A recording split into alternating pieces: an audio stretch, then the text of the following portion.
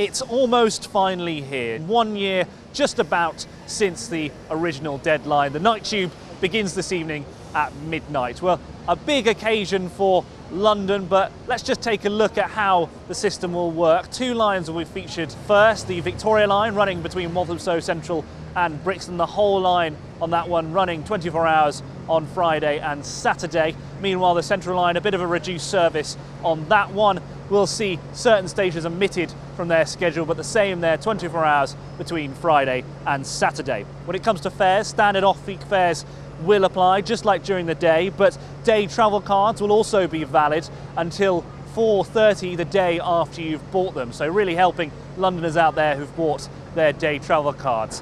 Meanwhile, daily capping on Oyster cards also applies. Well, the Mayor of London took a short tour around the tube system last night to get an idea of how it all works. He said the reason why they're only starting with 2 services is because they don't want to start with a big bang and then have errors and mistakes, and it really gives them a chance to iron out some of the problems like noise, police staffing, and of course bus timetables that were introduced earlier this week. Well, as I said, it's been a long and storied history for the Night Tube, a huge effort to get it done. I've been taking a look at how the whole saga of the 24-hour tube system unfolded. The introduction of the Night Tube began all the way back in 2013. The former Mayor of London, Boris Johnson, and Transport for London announced a partial 24-hour service for certain lines. 6 trains per hour on the Jubilee, Victoria, Piccadilly, Central and Northern lines. The problems started almost immediately. We've been presented with the rosters from hell. They're being asked to work even more antisocial hours. Several unions representing underground staff were worried, claiming they'd found out about the plans in the media rather than Transport for London or the Mayor. And the Rail, Maritime and Transport Union called the plans a disaster waiting to happen.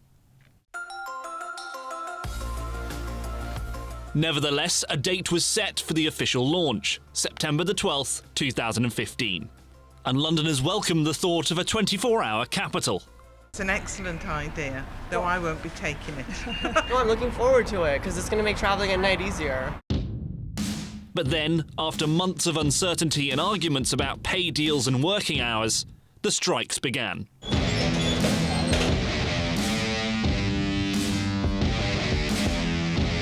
The tube strike already starting to cause problems this evening. Services coming to a halt across the capital. The tube strike. I'm stuck in traffic on my way to Liverpool Street.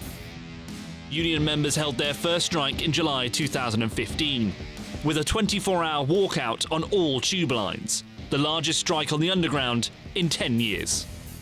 With commuters forced to walk through London to get to work, or skip work altogether. Talks were held between unions and TfL to prevent further strike action, with the result being an indefinite pushback of the service's start date. And for a while, the former mayor was still sure of a late 2015 beginning for the Night Tube. It'll be in the autumn, as I've always said. But after talks broke down in October, this deadline was extended, with the start date summed up with one word: eventually. Then, in March this year, a breakthrough. The RMT union voted in favour of new pay and conditions offered by TfL, quickly followed by ASLEF, the train drivers' union. In May, an election. I therefore declare Sadiq Khan to be elected as the new Mayor of London. The new Mayor, Sadiq Khan, promises, among other things, a fares freeze and 0 strikes, followed by an official start date, August 19th, for the whole Victoria line and part of the Central line. The rest of the lines will follow later in the autumn. And earlier this week, Sadiq Khan promised extra police officers for the launch, for those worried about crime on the Underground during the early hours of the morning. But there are still concerns from the unions. RMT chief Mick Cash warned that the Night Tube cannot be delivered on the cheap. And with TfL set to lose £2.8 billion by 2019 due to cuts to government funding, and the effects of Sadiq Khan's rail fare freeze still unclear, only one thing is certain. After almost 2 years of planning, disputes and resolution, the London Underground is rolling into the future. Well, as you heard in that piece there are still concerns about cost and concerns from unions, but there's also concerns about accessibility.